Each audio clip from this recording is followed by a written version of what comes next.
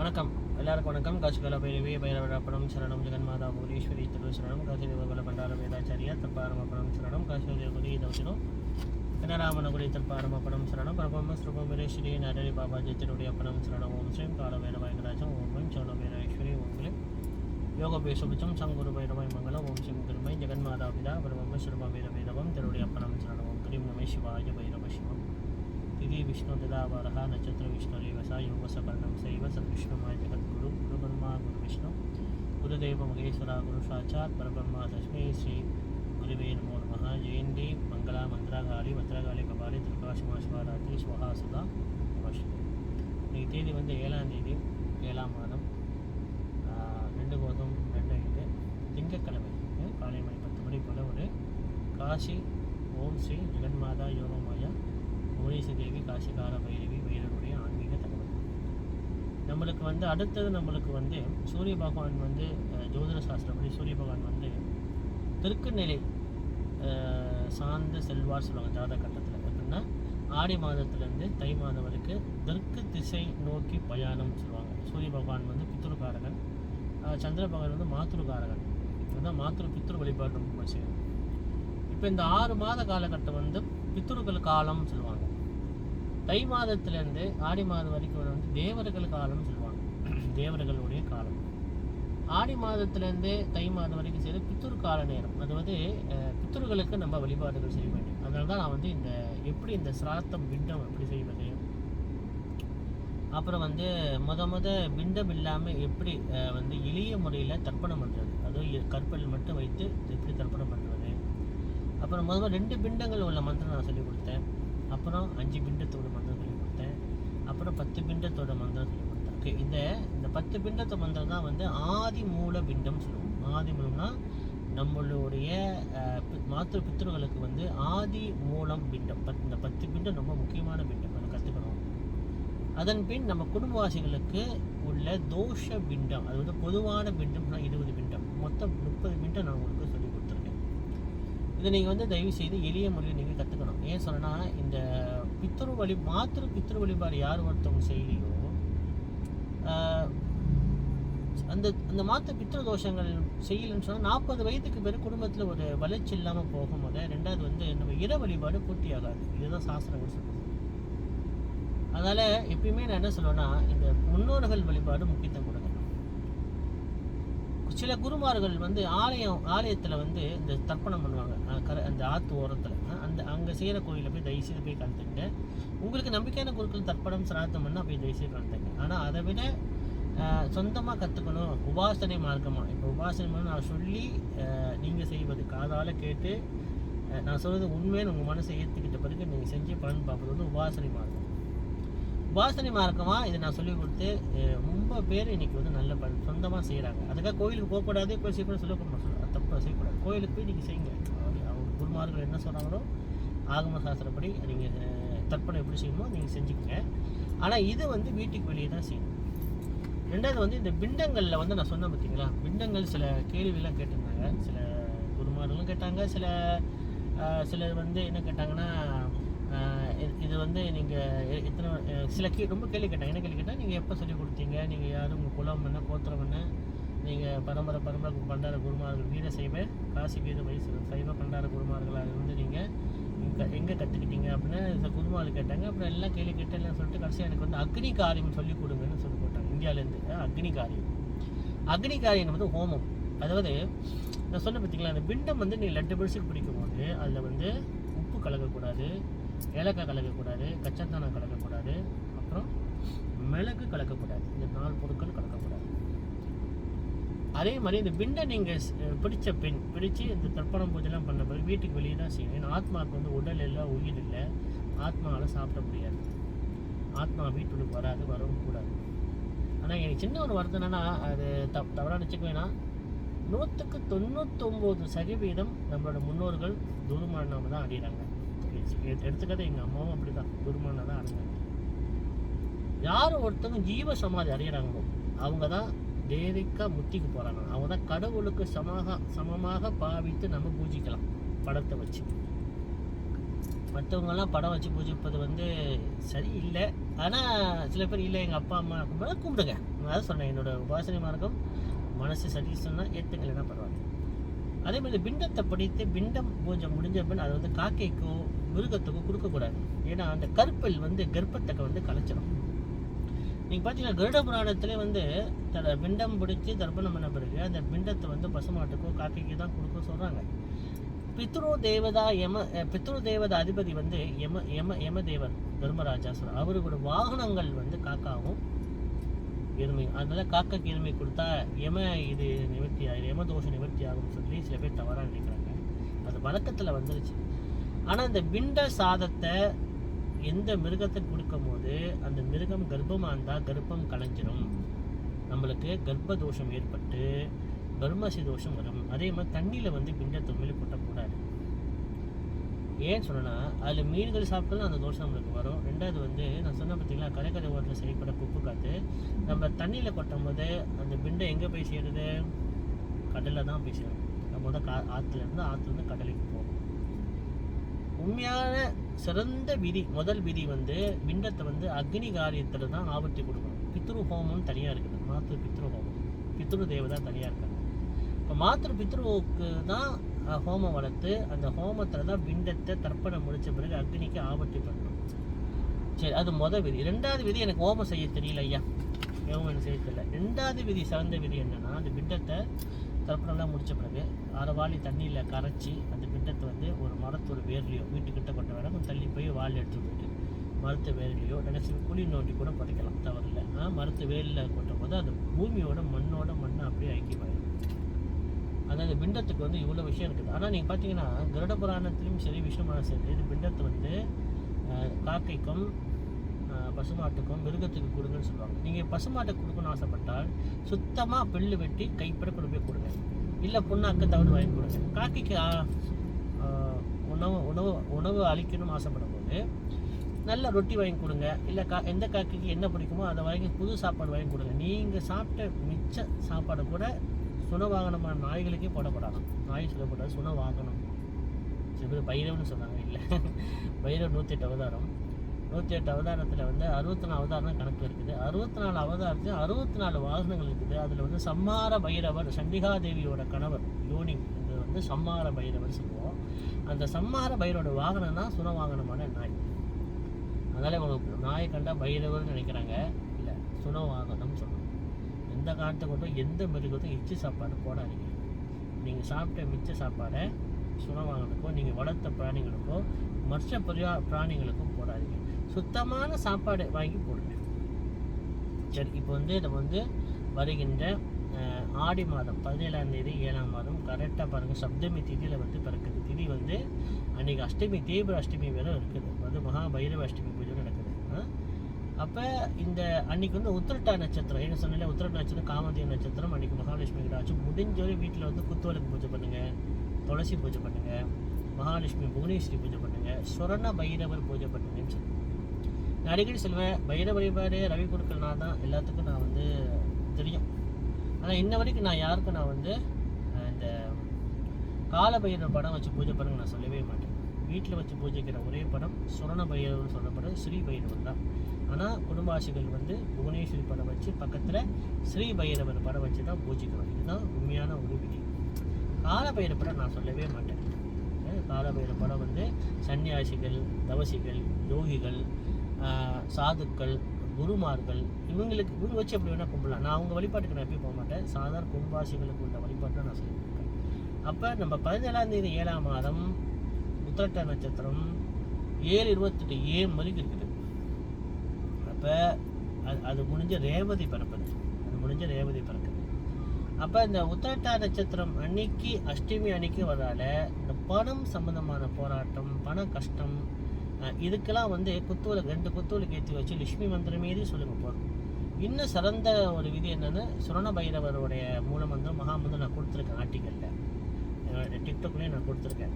அந்த மந்திரம் கூட நீங்கள் ஜபம் பண்ணி கற்றுக்கலாம். அப்படி உங்களுக்கு சொல்ல தெரியலன்னா பக்கத்து கோயில் குருக்கிட்ட போய்ட்டு ஒரு 10 தட்சணை கொடுத்து குரு உபதேசமாக எனக்கு இந்த மந்திரத்தை சொல்லிக் கொடுங்க, படித்து சொல்லுங்கள், நான் சொல்கிறேன் சரியாக பாருங்கிட்டு அவர்கிட்ட குரு தட்சணை கொடுத்து அந்த மந்திரத்தை எப்படி சொல்கிறது வாங்கிக்கணும். ஏன்னா இதெல்லாம் வந்து அற்புதமான ஒரு பலன் கொடுக்குற மந்திரம், அற்புதமான படம். அதே மாதிரி 17ஆம் தேதி 7ஆம் மாதம் ஆடி மாதம் பிறக்குது, விஷு புண்ணிய காலம்.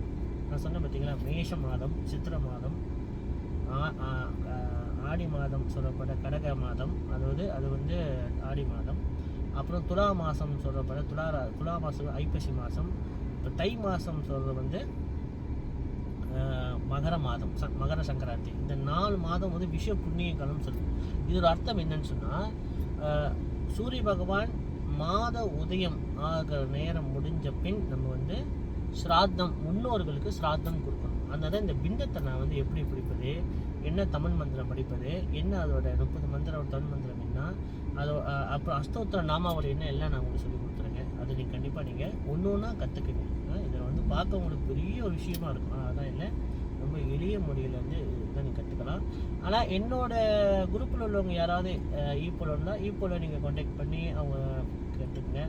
கேரளில் இருந்தால் கேரளில் நீங்கள் கான்டாக்ட் பண்ணி நீங்கள் கற்றுக்கலாம். ஏன்னா இதெல்லாம் வந்து அற்புதமான விஷயம். ஏன்னா நீங்கள் சிராத்தம் சரிவர செஞ்சு கற்றுக்கிட்டா தான் அடுத்து நீங்கள் ஹோம காரியத்துக்கு போக முடியும். அதான் அக்னி காரியம். அதான் ஒருத்தர் குருக்கள் ஊர்லேருந்து எனக்கு கேட்டிருந்தார், அக்னி காரியம் வந்து சொல்லிக் கொடுங்க நான் கேட்டிருந்தேன். அவர் கண்டிப்பாக குருக்களாக தான் இருக்கும். அவர் பேசும்போதே தெரியுது, அக்னி காரியம் சொல்லிக் கொடுங்கன்னு சொல்லி எனக்கு மெசேஜ் பண்ணியிருந்தார். அதான் கண்டிப்பாக நான் சொல்கிறேன். ஏன்னா ஒன்று ஒன்றா தானே போகணும். நம்ம எல்லாமே ஒன்றா சொல்லி கொடுத்தோன்னா மக்கள் தடுமாறுவாங்க, செய்ய மாட்டாங்க. இன்னும் இவ்வளோ இருக்குது தான் பயந்துருவாங்க. அக்னி காரியத்துக்குரிய மூல மந்திரம் நான் சொல்கிறேன், நீங்கள் எழுதிக்கங்க. அதாவது எப்பயுமே இந்த மாத்திரு பித்ரு ஹோமம் செய்யும்போது, முன்னோர்கள் செய்யும்போது இந்த முன்னோர்களுக்கு செய்யும்போது கணபதி பகவான் தான் இதுக்கு அதிபதி, பொறுப்புதாரி. கணங்களுக்கெல்லாம் எல்லா பூத கணங்கள், பேய் கணங்கள், பிசாத கணங்கள், மாத்திரு பித்ரு கணங்கள், எல்லா கணங்களுக்கும் மகா கணபதி தான் அதுக்கு பொறுப்புதாரி. அப்போ கணபதி ஹோமம் பண்ணின பிறகு தான் இந்த மாத்திரு பித்ரு ஹோமங்கள் செய்யணும். கருப்பில் வெள்ளில் கலந்து பிண்டமும் போடலாம்.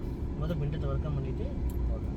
அப்போ அந்த கணபதியோட அந்த மாத்திரு பித்ரோட மூலமந்திரம் என்னன்னா, அநாதி நிதஹே நந்தோ சங்கு சக்கர கதாதர அஷ்யா புண்டரிகதோ மம ஜென்ம ஆத்மா நித்திய மாத்து பித்ருகள், திவ்ய மாத்து பித்ருகள், காருணி மாத்து பித்ருகள், ரிஷி தர்ப்பணம், பிரேத ஆத்மா முக்தி பிரதோபவ ஸ்வாஹா. ஓம் தத்புருஷாய் வித்மஹே மம ஜன்மே மாத்ரு பித்ரு நரக விமோகாயே மோட்சகரிசித்தாய தீமஹே தன்னோ ருத்ரமூர்த்தி கால பைரவி பைர பிரஜோதியாது. இது 3வது. ஓம் பூ, ஓம் புவஹ, ஓம் சுவஹ, ஓம் மகஹ, ஓம் ஜனஹ, ஓம் தபஹ, ஓம் கும் சத்யம், ஓம் சத் விதுர்வரண்யம் பார்கோ தேவஸ்ய தீமஹி தீயோனா பிரஜோதியாக ரஹே ஓமாவஹ ஜோதிரசாமதம் பிரம்மனே பூ புவ சுவஹோம். இந்த 3 மந்திரங்கள் தான் மாத்ரு பித்ரு தேவரு மூல மந்திரம்.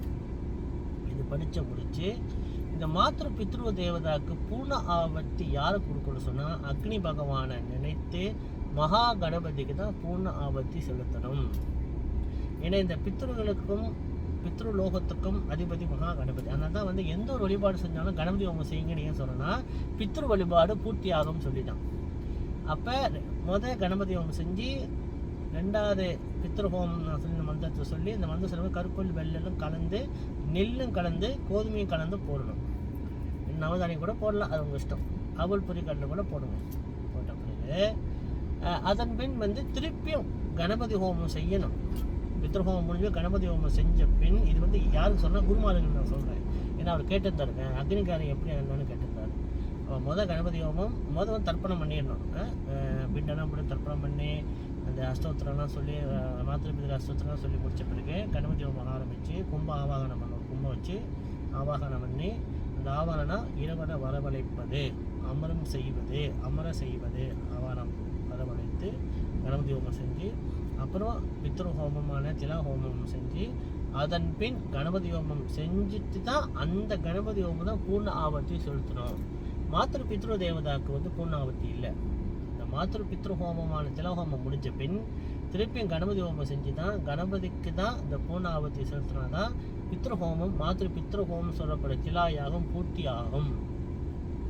இது வந்து சாதாரண மக்களுக்கு அது புரியாது. ஆனால் இருந்தாலும் இது வந்து குருமார்களுக்கு தெரிய வரும். குருமார்களுக்கு இது தெரிய வரும். ஏன்னா குருமார்கள் கண்டிப்பாக என்கிட்ட கேட்டாங்க, ஐயா உங்களோட இந்த சிராத்த விதிலாம் ரொம்ப சூப்பராக இருக்குது, ரொம்ப நல்லா இருக்குது, கண்டிப்பாக பொதுமக்கள் இது சில பேர் ஏற்றுக்க செய்ய மாட்டாங்க. ஆனால் குருக்களுக்கு இது ரொம்ப தேவைப்படும். ஏன்னா குருக்களுக்கு ஏற்கனவே பூஜைகள் பண்ணி இறைவனை உணர்ந்தவங்க வந்து இது உண்மை, இது எவ்வளோ தத்துவம் இதில் அடைஞ்சிருக்குது, எவ்வளோ உண்மை இருக்குதுன்னு சொல்லி அவங்க கண்டிப்பாக இது செய்வாங்க. எனக்கு ரொம்ப சந்தோஷமாக இருக்குது. ஏன்னா என்னோடய ஆடி மாதக்குள்ளே நான் இந்த தர்ப்பண காரியத்தை முடிச்சிடணும்னு சொன்னேன். இப்போ இந்த ஹோமம் எப்படி செய்வது நான் சொன்னேன். ஓகே, இப்போ பித்ரு ஹோமம் முடிஞ்ச பிறகு அதுக்கு பிறகு இறைவனுக்குள்ள ஹோமங்கள் நீங்கள் செய்யணும். நவகிரக சாந்தி யாகம், மிருத்தஞ்ச ஹோமம், கால பைரவி யாகம், கடைசியாக குபேலட்சுமி ஹோமம் செஞ்சு அந்த கும்ப நீர் அந்த ஜாதக கர்த்தாக்கு, யார் ஹோமம் செய்த ஜாதக கர்த்தாக்கு, அந்த கர்த்தாக்குனா உட்காந்து சேருவர்களுக்கு ஜல சரசு கலச அபிஷேகம் செய்யணும். ஜல சரசு அந்த கும்ப நீர் எடுத்து அவங்க சரசு கலசில் அபிஷேகம் பண்ணி, எந்த காற்றை கொண்டும் துணியை கழட்டி ஆற்றுல போடாதீங்க, அது பரிகாரம் இல்லை. இடகாலத்தில் வந்து நிப்பாட்ட முடியாது. என்னோட வழிபாட்டு பின்பற்றவங்க மட்டும் கேளுங்க, மற்றவங்களுக்கு நான் சொல்ல மாட்டேன். எந்த ஒரு கோயிலுக்கு போய் தெப்பக்குளத்தில் குளிச்சுட்டு உடுப்பை கட்டி போடாதீங்க. ராமேஸ்வரம் போகிறோம், கட்டி குளிச்சு உடுப்பை கட்டி போட்டுருவாங்க. அதேமாதிரி காசி அதே மாதிரி தான். அது வந்து எப்படி சொன்னால், இந்த மாதிரி புனிதமான நதிகளை பார்த்தீங்கன்னா கையெடுத்து தொட்டு, கால் படாமல் வலது கையை தொட்டு நம சிவாய நாராயணாய தச தோச ஹராய கங்காய சுவாகா சொல்லி உச்சந்தத்தை வச்சுக்கிங்க, குளிக்காதீங்க. அப்படியே குளித்தாலும் உடுப்பை கட்டி போடாதீங்க, அதுதான் பெரிய தோஷம். சொன்னால் யாரையும் எடுத்துக்க மாட்டாங்க, என்ன பரவாயில்ல. அதே மாதிரி இந்த சிரச கலசாசனம் செஞ்ச பிறகு இந்த உடுப்பை கட்டி போடக்கூடாது.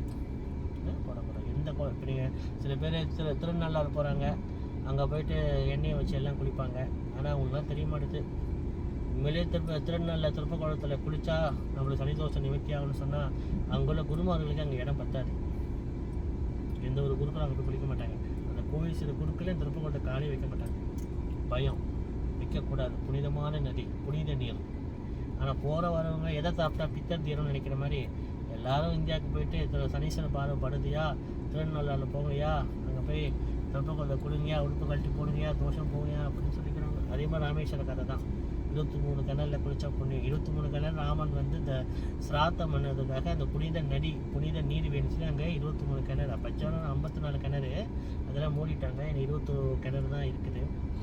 புனிதமான நீர் எடுப்பதாக அந்த தீர்த்தம் அங்கே மந்திர சக்தியால் உண்டாக்குனால ஸ்ரீ ராமபெருமன். ராமனுக்கே ஸ்ரீயாசி தோஷம், சாயாசி தோஷம், பிரம்மாசி தோஷம், வீராசி தோஷம் தானே 4 விதமான தோஷங்கள் இருந்து அந்த தோஷத்தை போக்கின பிறகு ராமாயண போர் முடிஞ்சு தசரன் மன்னனான மைந்தன் ஸ்ரீராமன் இந்த போர் முடிஞ்ச பிறகு, ராமாயண போர் முடிஞ்ச பிறகு அங்கே வந்து சிவலிங்கத்தை வைத்து காலபைரவர் மண்ணால் பிடிச்ச சிவலிங்கம் செய்து காலபைரவ பூஜை பண்ணி தான் அங்கே பாதாள பைரவர் சொல்லி ராமேஸ்வரத்திலே வந்து அங்கே சன்னிதானம் உள்ளுக்கு இருக்குது. அந்த கோடி தீர்த்த பக்கத்தில் மூலஸ்தானம் பக்கத்தில் ராமன் தோஷத்தை போக்கினதே வந்து காலபைரவர் தான். இன்ன வரைக்கும் நம்ம பேத்துக்கு தெரிய மாட்டேங்குது. இதெல்லாம் வந்து நான் பைரவரை ப்ரொமோட் பண்ணி பேச நினைக்காதீங்க. எல்லா சாமியும் கும்பிடுங்க, கடைசியாக அவரை சேர்த்துக்கங்க. கஷ்டப்படுற நேரத்துலையாவது கும்பிடுங்கன்னு நான் சொல்லுவேன். அதே மாதிரி நான் புவனேஸ்வர் பைரவரை நான் வந்து ப்ரொமோட் பண்ணுறேன், நான் வந்து பிஸ்னஸ் பண்ணுறேன் அப்படின்னா இல்லைம்மா.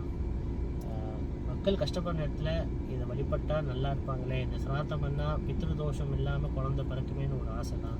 ஏன்னா ஏதாவது ஒருத்தவங்க வந்து தர்மமாக இதை சொல்லிக் கொடுக்கும் போது கஷ்டப்படுறவங்க இதை கேட்டு செய்வாங்களே சொல்லிடலாம். மற்றபடி இல்லை எனக்கு உள்நோக்கம் வெளிநோக்கம் சம்பாத்தியம் அதெல்லாம் ஒன்றும் கிடையாது. அம்பல் எனக்கு நிறைய கொடுத்து வச்சுருக்காங்க, போதும் வரைக்கும் இருக்குது. பெரிய பணக்காரனா இல்லை, ஏதோ ஆண்டவன் அருளால் பைரவன் அருளால் ஏதோ ஒரு திருப்தியாக சந்தோஷமாக வர்றேன். ரெண்டாவது இந்த சட்டையை பற்றி நான் சொல்லுவேன். அகோரிகள் எனக்கு கொடுத்த 2019 சட்டையத்தை மணி ஒழிச்சு வச்சுருவாங்க. நான் அப்படி போட அவங்களுக்கு பிடிக்காது, இருந்தாலும் இன்றைக்கி கிடச்சிச்சு, எடுத்து நான் போட்டு இந்த ஆடியோ நான் கண்டிப்பாக மக்களுக்காக எடுத்து சொல்லணும்னு சொல்லி தான் என்னோடய ஆசை. அதே மாதிரி 17ஆம் தேதி 7ஆம் மாதம் அஷ்டமி திதியும் பைரவர் பூஜையும், உத்தட்டா நட்சத்திரான காமதேனு பூஜையும் புவனேஸ்வர் பூஜையும் செய்யுங்க. அடுத்து பாண்டிய நட்சத்திரம் வந்து 19ஆம் 7ஆம் மாதம் சனிக்கிழமை ரொம்ப விசேஷம், இதுவும் புத்தருக்கு பூஜை பண்ணுங்கள். அடுத்தது அமாவாசையும் 24ஆம் 7ஆம் மாதம் அமாவாசை அன்றைக்கி வந்து புனர்பூச நட்சத்திரத்தில் வருது, ரொம்ப விசேஷம். ஆனால் எங்களோட பிரசத்தம் காசி காலா பண்டார பைரவ்காட் மலேசியாவில் வந்தவங்க வந்து வருகிற 27ஆம் தேதி 7ஆம் ஞாயிற்றுக்கிழமை மக நட்சத்திரம் அன்னைக்கு மாத்ரு பித்ரு பிண்ட தர்ப்பணம் திலா யாகம் இப்போ நாங்கள் செய்கிறோம். அதுக்கு பொறுப்பதாரி நம்ம உமாமா குருபேட் மீன், அவங்க நம்பர் எடுக்கணும்னு சொல்லி உங்களுக்குலாம் தெரியும். யார் கலந்துக்கிற ஆசைப்படுறாங்க அவங்கள்ட்ட கால் பண்ணி நீங்கள் பேசி என்னென்ன பொருட்கள் எடுத்துகிட்டு என்ன ரச்சனை வரணும் அப்படின்னு சொல்லி என்ன வருஷம் நாங்கள் செய்வோம். இது திலா யாகம் மூலம் செய்வோம். அப்புறம் புவனேஸ்வரம்பாள் ஜெயந்தியான புவனேஸ்வரம்பாளுக்கு யாகம் செய்வோம். அடுத்தது வந்து வருஷ கடைசியான மகா கால பைர அஷ்டமி ஹோமம் வந்து போன வருஷம் ஈப்போட செஞ்சோம். அதில் வந்து பட்டுக்கோட்டையிலேருந்து அகோரி சித்தர் வந்திருந்தார். இந்த வாட்டி நாங்கள் வந்து ஆலாம் மேகா கோயிலை செய்யலாம் சொல்லி ஒரு ஏற்பாட்டில் இருக்கிறோம். பைரவர் சித்தம் இருந்தால் கண்டிப்பாக நாங்கள் செய்வோம். உங்களுடைய கலந்துக்கிற ஆசைப்படுறவங்க வந்து கலந்துக்கிட்டேன். என்ன வருஷம் நான் செய்வோம். 2 வருஷம் பிகேபி டைமில் எங்களால் செய்ய முடியல. அதுக்கு பிறகு நாங்கள் திருப்பி நாங்கள் இந்த பைரவர் யாகம் நாங்கள் வருஷத்துக்கு கொண்டு எங்களால் முடிஞ்சது ஓரளவாக நாங்கள் செய்வோம். அதேமாதிரி மக்கள்கிட்ட வேண்டிக்கிறேன்னா இந்த முறையை புவனேஸ்வர பைரவ முறை, மாத்திரு பித்து சிராத்தம் முறை, அப்புறம் சமண்டி கண்டம், ஒரு தாய் தந்தையர் குரு இறந்து போயிட்டா, அது சாட்சியம் அடைஞ்சிட்டா, அவங்களுக்கு எப்படி தெய்வ காரியமாக வேத முறைப்படி அவங்களுக்கு எப்படி செய்வதுன்னு கற்றுக்குங்க. அதை அடுத்து நான் சொல்லிக் கொடுக்க போகிறேன். இந்த ஆடி அமாவாசை முடிஞ்ச பிறகு ஒரு தாய் தந்தை குலகுரு, உங்களுக்கு ஒரு குரு இருப்பார், குடும்பத்துக்கு ஒரு குரு இருப்பார். அவர் என்ன சொன்னாரோ அதை நீ செய்யணும். அதுதான் குருவோட தர்மம். என்னோட குரு எங்கள் முன்னோர்கள், அவங்க என்ன சொல்லி கொடுத்தாங்களோ அதுதான் என்ன செய்யணும். அவங்க என்ன சொல்லி கொடுத்தாங்கன்னா, இந்த கடவுளாக இருந்தாலும் சரி, நேராக வந்து உங்கள்கிட்ட வந்து கிடா வெட்டு கோழி வெட்டுனா அது கடவுளே இல்லை, நீ வராதுன்னு சொல்லியிருக்கேன். சரி, உங்கள் குரு என்ன சொல்லி கொடுத்தா அதை என் குரு என் முன்னோர்கள் இதான் சொல்லி கொடுத்தாங்க. நீ காலங்காலமாக பைரவனை நம்ம கும்பிட்றோம். பைரவனை பிரச்சனை உனக்கு பிரசன்னமாக்கி நேராக வந்து இந்த மாதிரி எனக்கு உயிர் பலி குருனா அது கடவுள் இல்லை. எந்த கடவுளும் சாப்பிட மாட்டாங்க, எந்த கடவுளும் படைப்பு பொருள் நம்ம கேட்க மாட்டாங்க. அவங்க கேட்ட ஒரே அன்பு, பக்தி, நம்பிக்கை. இது இருந்தால் நம்ம கடவுளாக மாறலாம். தியான வழிபாடு, யோக வழிபாட்டில் கடவுளாக கூட மாறலாம். நம்ம சொல்கிற மந்திர ஜபம், தீபம், இப்போ என்னென்னமோ செய்கிறாங்க. உங்கள் குரு உங்களுக்கு என்ன சொல்லிக் கொடுக்குறாரோ அதை செய்யுங்க. என்ன குரு எடுத்துக்கிறவங்க நான் சொல்கிறது செய்ய பாருங்க, பலன் பார்ப்பீங்க. இன்னைக்கூட இந்த ஆடியோ வந்து அமாவாசையை தொட்டு வருகின்ற அமாவாசை, அதாவது 27ஆம் தேதி 7ஆம் மாதம் ஞாயிற்றுக்கிழமை. ஏன்னா ஒரு திதி வந்து திதி நட்சத்திரம் 7 நாள் இருக்கும். திதி நட்சத்திரம் 7 நாள் இருக்கும். அப்போ 27ஆம் தேதி 7ஆம் ஞாயிற்றுக்கிழமை வந்து மகா நட்சத்திரம் முடிஞ்சு அதன் பின் சிறப்பு வந்து சுவாதி நட்சத்திரம் என்னைக்கு வருதுன்னா 1ஆம் தேதி 8ஆம் மாதம் சுவாதி வருது. அதுவும் மகாலட்சுமியின் நட்சத்திரம். சுவாதி நட்சத்திரம் சுவாதி நட்சத்திரக்காரங்க யார் கூட இருக்காங்களோ அவங்க மகாலட்சுமி கடாட்சம் தான் ஏற்படும்.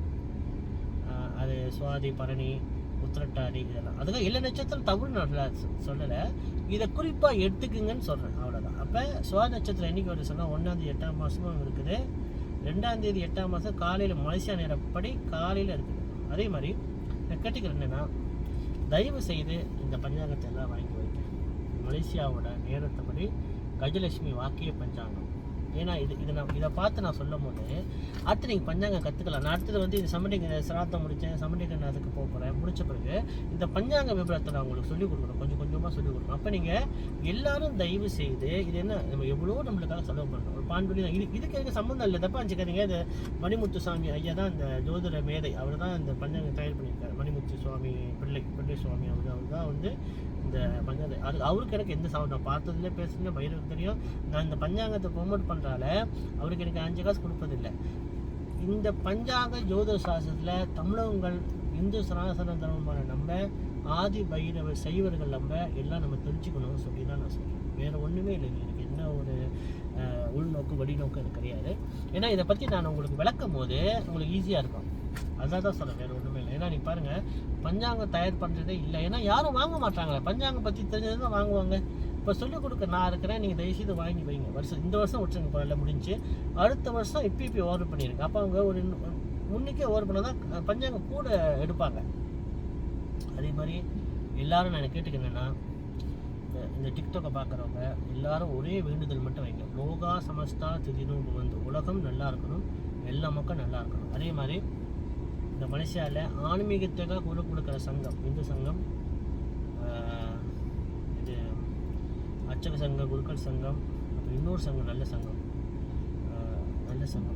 இதே ஒரு சங்கத்துக்கு வந்து அரசாங்கம் வந்து ஜபத்தான் வந்து அங்கீகாரம் கொடுக்கணும். கொடுத்தா தான் நம்ம கோயிலில் நடக்கிற பிரச்சனைகள், மற்ற இடத்துல நடக்கிற பிரச்சனைகள் இவங்க எடுத்து கேட்க முடியும், திண்டக்கான ஒன்று செய்ய முடியும். அடுத்தது வந்து யாரும் தப்பு செய்ய மாட்டாங்க. அதுக்கு தான் சொல்கிறேன், மற்றபடி எனக்கு அதுக்கு எந்த சம்மந்தம் இல்லை. இந்து மாமன்றம் இருக்குது, இந்து சங்கம் இருக்குது, இவங்க குருக்கள் சங்கம் இருக்குது, அர்ச்சக சங்கம் இருக்குது. இவங்களுக்குலாம் ஒரு புருஷத்துவம் தான். இவங்க ஜபத்தான் இல்லை, ஜபத்தான் அகமா மாதிரி அரசாங்கம் ஒரு ஜபத்தான் அகமா ஜபத்தான் ஒரு பவர் கொடுக்கணும். அது வந்து இருவன்ட்டு ஒரு பிரார்த்தனை வைக்கும். ஏன்னா அப்படி தான் நம்ம கோயிலுக்கு நடக்க எல்லா பிரச்சனைக்கும், நிலம் பிரச்சனை அந்த இந்த எல்லா பிரச்சனையும் அவங்க குரல் கொடுக்க முடியும். ரெண்டாவது வந்து அவங்க உடனே தப்பு செஞ்சு திண்டக்கால் எடுக்க முடியும். அதுக்கு தான் சொல்ல, வேற ஒன்றும் இல்லை. காசிகலா வைரவி பைரவராப்படம் சரணம் ஜெகன்மாதா புவனேஸ்வரி திரு சரணம் நம சிவாய பைரவ சிவம்.